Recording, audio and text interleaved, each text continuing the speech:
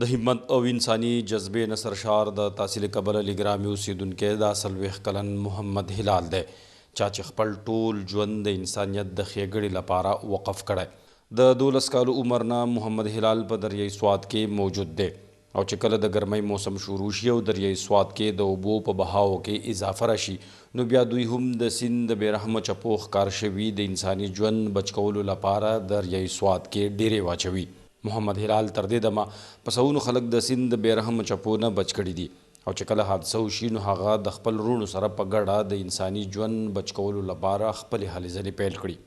شپږ وروڼه یو جي او 4-5 جالې کښتۍ ورخ کړي دي او زه تقریبا د 10-12 کالو مې د خپل والد صاحب سره بیا هغه چې څومره کمزورۍ طرف ته روان شو دا کار کومه د اوسه پورې د 300 نه برابره لاشونه راویستلي دي او 50-60 کسان داسې دي چې ډوب شوي کسان راویستی شوي دي او الحمدلله د اوسه پورې لګیا او دا سیپ او سیپ د انسانیت د جذبې د خاطره او ډېر خطرې پکې راځي خو د ځان پروا نه کوو موږ وایو چې دا خلک د دې سیند نه بچ کېږي او د سیند کې نه لامبي د دې انساني همدردۍ دپاره د ګرمۍ نه تنګ خلک که یو طرف ته سیند کې لامبلو له راځي نو بل طرف ته سیلانیان د سیلفیانو اخیستلو لپاره دریای سوات مخه کوي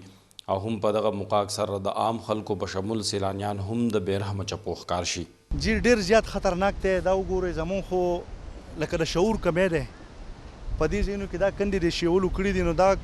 لکه ته ورشي نو هغه به 3 فوټه چې هاخوا ورشي هغه 10 فوټه جوړ شي نو زما خلکو ته دا درخواست دی چې موږ نه منې کوو چې څوک دې دلته چکر نه لګي چکر دې راولګي د غاړه دې کینی خو نه لامبولو نه دې فریز کوي دا ډېر زیات خطرناک دی او دا خپل مرګ له دعوت ورکولو برابر دي. هر کال ضلعي انتظامیې لخوا په سیند کې په لامبلو پابندي لګولی شي ولې د عمل درآمد د نشتوالي له امله خلک د سیند د بېرحمه چپو ښکار شي او د قیمتي ژوند نه لاس ووینځي.